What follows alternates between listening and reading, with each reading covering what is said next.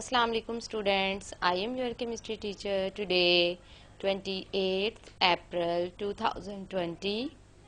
This lecture for 9th senior, all boys and girls.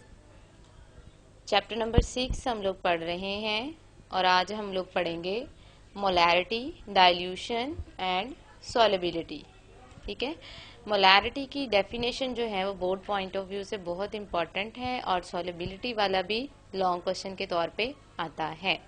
Dilution जो है वो as a short question ही आप लोगों ने याद करनी है और जितने भी आप लोगों को यहाँ स्लाइड्स में जो है वो न्यूमेरिकल करवाए जाएंगे वो आपने ज़रूर करने हैं और आपकी बुक के अंदर जितने भी एग्जाम्पल्स हैं वो आप लोगों ने ज़रूर करनी हैं। The topic which will be discussed today: molarity, molar solution, dilution and solubility। Molarity की तारीफ, मोलर सोल्यूशन कैसे बनते हैं, डाइल्यूशन कैसे होती है और सॉल्युबिलिटी क्या है, ये आज आप लोग पढ़ेंगे। First of all molarity, what is molarity? Molarity क्या है? मोलैरिटी जो है ये भी कंसंट्रेशन का जो है वो एक यूनिट है। कंसंट्रेशन जो है वो आप लोगों के पास वो आपने पढ़ा था कि सॉल्यूट की मिकदार जो है वो सॉल्यूशन के अंदर या सॉल्वेंट के अंदर कितनी है, वो कंसंट्रेशन थी। तो ये मोलैरिटी की डेफिनेशन कुछ इस तरह से है: the number of moles of solute dissolve in 1 decimetre cube यानी कि litre of solution is called molarity. 1 decimetre cube solution में या लीटर में, ठीक है, कितने number of moles of solute हल हुए हैं उस चीज को आप लोग कहते हैं मोलैरिटी और इसको रिप्रेजेंट किया जाता है by M. It is represented by M, capital M. अब इसका फॉर्मूला है, जैसे डेफिनेशन आपने पढ़ी है वैसे ही इसका फॉर्मूला भी बनाना है। Molarity is equal to number of moles of solute, ठीक है, divided by volume of solution. आपने कहा number of moles of solute dissolve करते हैं हम किसमें? वॉल्यूम ऑफ सॉल्यूशन, यानी कि सॉल्यूशन का जो वॉल्यूम होता है उसमें, और वो कितना होता है? डेसीमीटर क्यूब में। नेक्स्ट वन आ जाता है what is number of moles. अब आप लोगों के दिमाग में क्वेश्चन आया होगा कि मोलैरिटी में ये जो हम नंबर ऑफ मोल्स कह रहे हैं, आखिर ये नंबर ऑफ मोल्स क्या है? तो अब मैं ये भी बता रही हूँ आप लोगों को। What are the number of moles? Number of moles क्या होते हैं? तो नंबर ऑफ मोल्स होते हैं the given mass of a solute, कि जितना किसी चीज का आपके पास मैस दिया है इन ग्राम्स, ग्राम्स में, divided by molar mass of solute, उसके मोलर मैस से आपने उसको डिवाइड करना है, or the number of moles of solute. तो वो आपके पास कहलाएंगे number of moles of solute.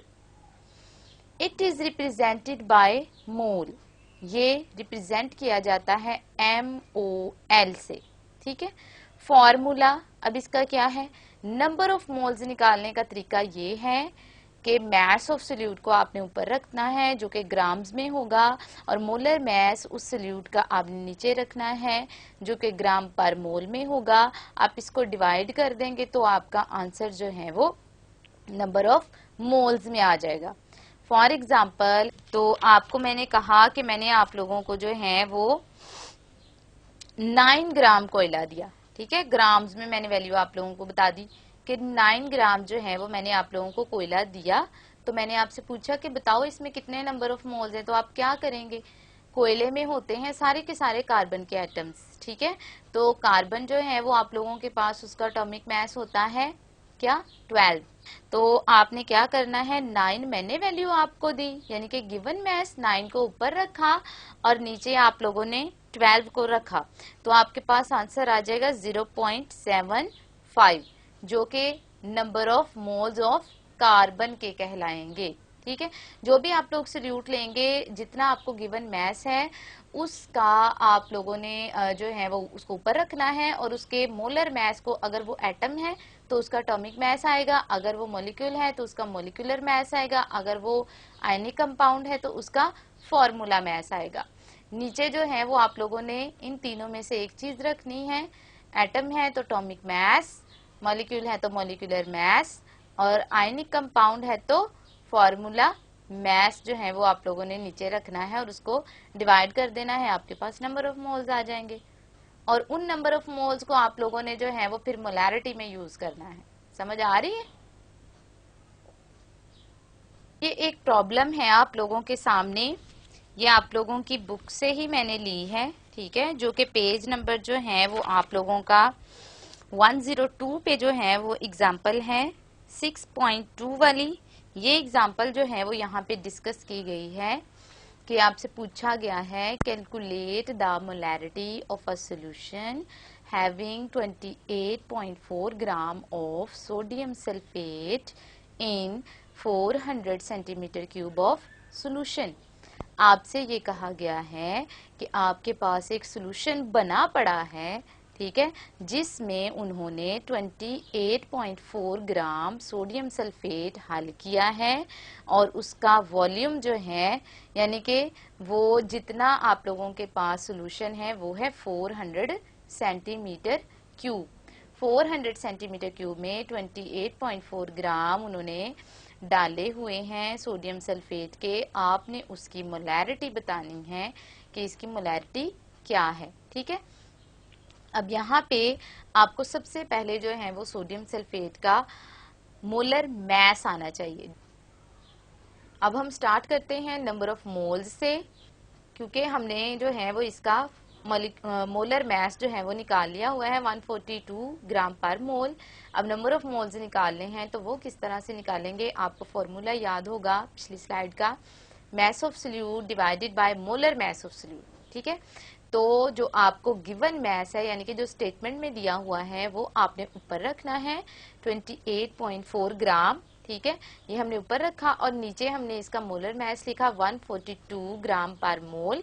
तो इसका आंसर आ गया 0.2 मोल, यानी कि इसके 0.2 मोल जो है वो आप लोगों के पास 28.4 ग्राम में सोडियम सल्फेट के 0.2 जो है वो नंबर ऑफ मोल्स होते हैं।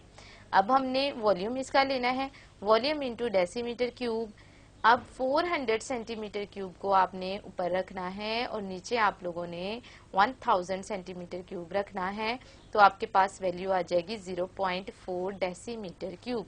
यानी कि आप 400 सेंटीमीटर क्यूब नहीं लिखेंगे, आप लिखेंगे 0.4 डेसीमीटर क्यूब, ठीक है। उसके बाद अब आप लोग मोलैरिटी निकालेंगे, number of moles of solute divided by volume of solution, जो कि इन डेसीमीटर क्यूब में है। 0.2 आप लोगों के पास नंबर ऑफ मोल्स आए और वॉल्यूम ऑफ सॉल्यूशन आपके पास आया 0.4। आपने इन दोनों को जो है वो डिवाइड कर देना है, तो आपके पास 0.5 मोल पर डेसीमीटर क्यूब आएगा। यानी कि जो सॉल्यूशन आपके पास बना हुआ मौजूद है उसकी मोलैरिटी है 0.5 मोल पर डेसीमीटर क्यूब। मोल पर डेसीमीटर क्यूब जो है वो मोलैरिटी का यूनिट होता है। मोलैरिटी की डेफिनेशन जो है वो बोर्ड पॉइंट ऑफ व्यू से बहुत इंपॉर्टेंट है, उसको अच्छे तरीके से आप लोगों ने याद करना है। नेक्स्ट आ जाता है मोलर सोल्यूशन। मोलर सोल्यूशन जो है वो आपके पास जो है वो उसकी डेफिनेशन है और कैसे बनाना है आपने पहले भी बना लिया है, ठीक है। तो अब आप लोगों के पास है 1 molar solution is prepared by dissolving 1 mole of solute in sufficient amount of water to make the volume of solution up to 1 decimeter cube in a measuring flask, ठीक है। अब मेजरिंग फ्लास्क कौन सी है, ये जो आपको सामने डायग्राम बनी हुई नजर आ रही है इसमें जिसमें रेड कलर का सोल्यूशन है ना, वो आप लोगों के पास मेजरिंग फ्लास्क कहलाती है। इसमें हम लोग सोल्यूशन बनाते हैं। इसकी नेक के ऊपर जो है वो एक निशान लगा होता है, वहां तक जो है वो हम लोगों ने पानी फिल करना होता है और ये हर तरह की होती है, यानी कि 100 जो है वो सेंटीमीटर क्यूब की भी होती हैं और 500 सेंटीमीटर क्यूब की भी होती हैं, 1 डेसीमीटर क्यूब की भी होती हैं, ठीक है। यानी कि इसकी हर रेंज मौजूद होती है। अब 1 मोलर सोल्यूशन, अभी हम सिर्फ 1 मोलर सोल्यूशन की बात कर रहे हैं, ठीक है। तो 1 molar solution is prepared, 1 molar solution बनेगा कैसे, अगर हम लोग 1 मोल सल्यूट के सफिशिएंट अमाउंट यानी कि जितनी मिकदार हमें जो है वो 1 डेसीमीटर क्यूब बनाने के लिए चाहिए उतना पानी आपने उसके अंदर ऐड करना है। यानी कि आपने number of moles of solute grams में जो है वो डाल दिए हैं, फिर आपने पानी डाल ही जाना है उस मेजरिंग फ्लास्क के अंदर जब तक कि अप टू द मार्क नहीं आ जाता, जहां तक निशान है वहां तक पूरा नहीं हो जाता, तो आपका फिर सोल्यूशन बन जाएगा मोलर सोल्यूशन। अब इसकी एग्जांपल है 1 molar solution of NaOH is prepared by dissolving 40 gram of NaOH in sufficient water to make the total volume 1 decimetre cube. अब आपने 1 मोलर NaOH का सोल्यूशन बनाना है। NaOH का जो है वो मोलर मैस होता है 40 ग्राम पर मोल, ठीक है। 40 जो है वो इसका आप लोगों के पास मोलर मैस होता है। तो अगर आप लोग मोलैरिटी वाले फॉर्मूले में इसको पुट करेंगे ना, तो आपके पास जो है वो इसका आंसर 1 मोलर सोल्यूशन ही आएगा। तो 40 ग्राम जो है वो आप लोगों ने लेने हैं इसके। तो 40 ग्राम NaOH लेके आपने उसको मेजरिंग फ्लास्क के अंदर डाल देना है, सॉलिड फॉर्म में होता है ये, ठीक है। तो फिर उसके बाद आपने उसके अंदर पानी डाली जाना है, इतना पानी डालना है कि निशान तक जो है वो पूरा वो फिल हो जाए। तो जब निशान तक फिल हो जाएगा तो आप उसको कहेंगे कि ये आप लोगों का 1 मोलर जो है वो सोल्यूशन NaOH का तैयार हो गया। नेक्स्ट आ जाती हैं डाइल्यूशंस। डाइल्यूशन कहते हैं पतला करने को, ठीक है। लफ्जी मतलब इसका यही है कि आपने जो है वो किसी भी सोल्यूशन को जो है वो डाइल्यूट करना है, उसकी कंसंट्रेशन जो है वो कम करनी है। तो dilute molar solution is prepared, जो आप लोगों ने डाइल्यूट मोलर सोल्यूशन बनाने होते हैं वो कैसे बनाते हैं, from the concentrated solution. Concentrated solution से डाइल्यूट सोल्यूशन बन सकते हैं, डाइल्यूट सोल्यूशन से जो है वो कंसंट्रेटेड सोल्यूशन इस मेथड से नहीं बनाए जा सकते, ठीक है। तो इसका फॉर्मूला है M1V1 is equal to M2V2। M1V1 जो है वो आप लोगों के पास कंसंट्रेटेड सोल्यूशन के लिए यूज किया जाएगा और M2V2 जो है वो डाइल्यूट सोल्यूशन के लिए यूज किया जाएगा। अब सिंपल सी डायग्राम आपके सामने बनी हुई है, इसमें 2 बीकर्स हैं, ठीक है। एक में जो है वो आप लोगों को पानी कम नजर आ रहा है और एक में जो है वो आप लोगों के पास पानी ज्यादा है। जो पहले वाला बीकर है उसमें पानी डाला और उसके अंदर जो है वो हम लोगों ने सोल्यूट डाल दिया, ठीक है। तो लेकिन अगर मैं आप लोगों से कहती हूँ कि इसको पतला करें तो आप क्या करेंगे कि उसी के अंदर जो है वो और पानी डाल देंगे, जो कि आपका दूसरा बीकर बन जाएगा। तो आप लोगों के पास अब सॉल्वेंट की कंसंट्रेशन ज्यादा हो गई है, तो इसलिए हम इसको कहेंगे कि ये आप लोगों का डाइल्यूट सोल्यूशन है। आपने डाइल्यूट सोल्यूशन और कंसंट्रेटेड सोल्यूशन की डेफिनेशन याद कर ली होगी कि डाइल्यूट वो होते हैं जिसमें सोल्यूट की कंसंट्रेशन जो है वो कम होती है, कंसंट्रेटेड वो होते हैं जिनमें डाइल्यूट की सोल्यूट की जो है वो कंसंट्रेशन ज्यादा होती है, ठीक है। तो यहाँ पे आप लोगों ने डाइल्यूशन इस तरह से करनी है कि जो आपके पास पहले से कंसंट्रेटेड सोल्यूशन मौजूद है उसको आप लोगों ने पतला करना है। तो सिंपल मेथड यही होता है कि आप लोग क्या करते हैं, सादा सी एग्जांपल अगर घर में लें तो अगर आप लोगों ने जो है वो चीनी को पानी में मिक्स किया है और आपको लग रहा है कि चीनी जो है वो ज़्यादा डल गई है, तो आप क्या करते हैं, चीनी को निकालते तो नहीं है ना, तो आप क्या करते हैं उसके अंदर पानी और डाल देते हैं, तो वो डाइल्यूट हो जाती है। तो चीनी जो है वो फिर आप लोगों को उसमें कम जो है वो फिर लगती है कि जितनी नॉर्मल आप लोग चाह रहे होते हैं उतनी जो है वो चीनी उसके अंदर फिर आप लोग फील करते हैं। अब ये डाइल्यूशन की जो है वो एक प्रॉब्लम है। डाइल्यूशन का एक क्वेश्चन है, how can we prepare 100 centimetre cube of 0.1 molar solution from 1 molar solution. ठीक है, कि आप लोगों ने 0.1 मोलर सोल्यूशन बनाना है, कितना बनाना है, 100 सेंटीमीटर क्यूब बनाना है। किससे बनाना है, 1 मोलर सोल्यूशन से बनाना है, ठीक है। तो 1 मोलर देखे वैल्यू बड़ी होती है, 0.1 मोलर जो है वो वैल्यू छोटी होती है। तो आपने कंसंट्रेटेड जिसकी वैल्यू जो है वो मोलैरिटी ज्यादा होती है वो ज्यादा कंसंट्रेटेड होता है और जिसकी वैल्यू कम होती है मोलैरिटी की उस वो जो है वो डाइल्यूट होता है, ठीक है। तो अब हम लोगों ने जो है वो 1 मोलर सोल्यूशन से 0.1 मोलर सोल्यूशन बनाना है। अब M1 हमारे पास मौजूद है 1 मोलर, M2 जो है वो है 0.1 मोलर।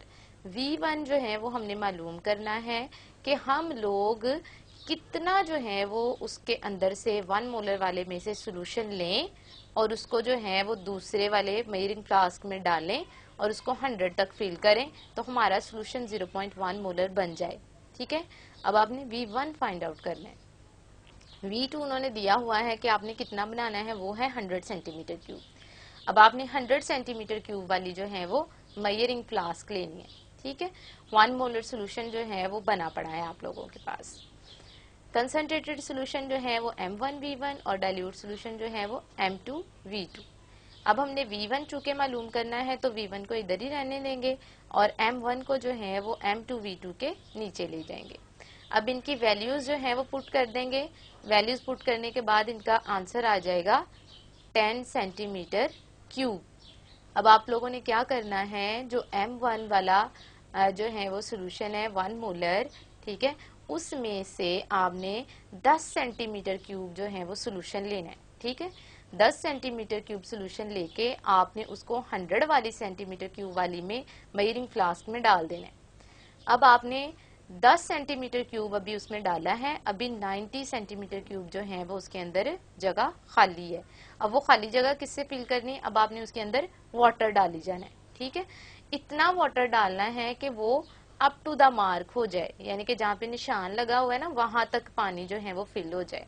जब आप वहां तक पानी फिल कर लेंगे तो फिर आप कहेंगे कि ये आप लोगों का सोल्यूशन जो है वो 0.1 मोलर 100 सेंटीमीटर क्यूब जो है वो तैयार हो गया है। सॉलिबिलिटी हाइपोजीरी, ठीक है, हाइपोजीरी के जो है वो कोई चीज जो है वो किसी चीज के अंदर कितनी हल होती है। ठीक है, solubility is defined as the number of gram of solute dissolved in 100 gram of solvent to prepare a saturated solution at a particular temperature. solubility जो है वो आप लोगों के पास है number of grams of solute। solute के आप लोगों ने जो है वो नंबर ऑफ ग्राम्स लेने हैं और उसको हल करना है 100 ग्राम सॉल्वेंट में। अब यहाँ पे सोल्यूशन का लफ्ज नहीं आपने इस्तेमाल करना, सॉल्वेंट का लफ्ज इस्तेमाल करना है। और बनाना क्या है आपने, सैचुरेटेड सोल्यूशन किसी खास टेम्परेचर पे। अब इसकी अगर मैं आप लोगों को एग्जांपल दूं तो वो इस तरह से है कि आपने कहा कि सैचुरेटेड सोल्यूशन बन गया है। अब हर जो है वो सॉल्ट एक ही जो है वो वैल्यू से तो नहीं ना हल होता, यानी कि अगर NaCl ज्यादा हल हो जाता है तो KCl जो है वो उतना ज्यादा हल नहीं होता होगा। ठीक है, इसी तरह से जो है वो आप लोगों के पास सोडियम सल्फेट है तो वो उसकी हल्पजीरी और होगी। तो आपने क्या करना है, 100 ग्राम पानी लिया, ठीक है, सॉल्वेंट सपोज हम लोगों ने पानी लिया, तो 100 ग्राम में आपने जो है वो नमक ऐड करते जाना है। ठीक है, नमक ऐड करते जाना है। इतना नमक आप लोगों ने उसके अंदर ऐड करना है ग्राम्स में और मैयर कर करके डालना है। और यानी कि आपने जो है वो ऐसे नहीं डालते जाना, आपने मैयर करके डालना है कि मैंने अभी जो है वो 10 ग्राम डाला है, अभी मैंने जो है वो 20 ग्राम डाला है। ठीक है, मैयर करके आपने उसके अंदर डालते जाना है। इतना आप लोगों ने उसके अंदर डालना है कि वो आप लोगों का एक ऐसा पॉइंट आ जाए कि जब वो मजीद उसके अंदर हल ना हो पाए। ठीक है, तो उस सोल्यूशन को आप लोग सैचुरेटेड सोल्यूशन कहेंगे और जितने ग्राम वो उसके अंदर हल होगा उतनी ग्राम उसकी सॉलिबिलिटी होगी। ठीक है, तो इसी तरह से शुगर के साथ भी करते हैं कि उसकी भी सॉलिबिलिटी, यहाँ पे नीचे जो है वो डायग्राम आप लोगों को दिखाई हुई है कि एक सॉल्वेंट लिया है, उसके अंदर हम लोगों ने सोल्यूट डाली जा रहे हैं और उसका जो है वो फिर सोल्यूशन बन जाता है। और सोल्यूशन भी कौन सा, सैचुरेटेड वाला। जितने ग्राम आपने उसके अंदर जो है वो सोल्यूट डाला है वो उस सोल्यूट की सॉलिबिलिटी कहलाएगी। हैं फैक्टर्स, कौन कौन से जो हैं वो फैक्टर्स जो हैं वो सॉलिबिलिटी को अफेक्ट करते हैं, कौन सी चीजें जो हैं वो सॉलिबिलिटी के ऊपर असरअंदाज होती हैं। ठीक है, वो आप लोगों के पास 3 है, लाइक डिसॉल्व्स लाइक, ठीक, दूसरा जो है वो सोल्यूट सॉल्वेंट इंटरेक्शन और तीसरा है टेम्परेचर। लेकिन आज सिर्फ जो है वो आप लोग लाइक डिसॉल्व लाइक पढ़ेंगे। लाइक डिसॉल्व लाइक का मतलब होता है कि कोई सोल्यूट जिस नेचर का है वो उसी नेचर के सॉल्वेंट में हल होगा। ठीक है, पोलर है तो पोलर में हल होगा, नॉन पोलर है तो नॉन पोलर में हल होगा, पोलर नॉन पोलर में नहीं हल होगा और नॉन पोलर पोलर में हल नहीं होगा। और आयोनिक जो होते हैं वो सारे के सारे कंपाउंड पोलर इन नेचर होते हैं, जबकि कोवलेंट जो हैं वो पोलर भी होते हैं और नॉन पोलर भी होते हैं। ये आपने रिसेंटली पढ़ा है। तो अब हम फर्स्ट पॉइंट इसका डिस्कस करते हैं। पहले polar plus polar is equal to soluble, यानी कि पोलर को पोलर में डालेंगे तो वो उसमें हल हो जाएगा। The ionic and polar substances, सारी की सारे आयनिक जो होते हैं वो पोलर ही होते हैं, तो आयोनिक और polar substances are soluble in polar solvent, ये पोलर सॉल्वेंट में ही हल होती हैं। Ionic solid and polar covalent compounds, polar covalent compounds, non polar covalent compound नहीं हल होंगे, polar covalent compounds are soluble in water, यानी कि अगर हम सॉल्वेंट जो है वो अगर पोलर सॉल्वेंट वाटर लें तो वो उसके अंदर आसानी से हल हो जाएंगे, यानी कि KCl आयनिक कंपाउंड है, ये पानी में हल हो जाएगा। NaCl आयनिक कंपाउंड है, ये पानी में हल हो जाएगा। HCl कोवलेंट कंपाउंड है लेकिन पोलर कोवलेंट कंपाउंड है, ये भी पानी में हल हो जाएगा।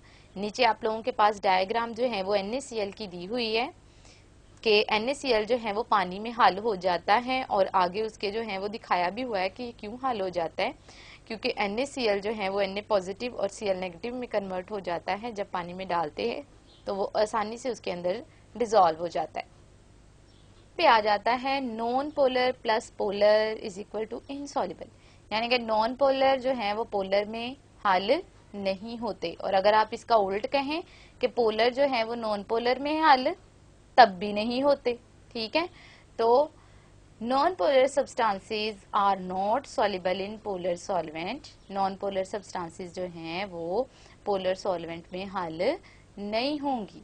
Non polar compounds are not soluble in water, यानी कि अगर हम पोलर सॉल्वेंट वाटर लें तो नॉन पोलर जितने भी कंपाउंड हैं वो पानी में हल नहीं होंगे। फॉर एग्जाम्पल बेंजीन है, पेट्रोल है, ऑयल है, तो ये सारे के सारे जो हैं वो पानी के अंदर इनसॉल्युबल होते हैं।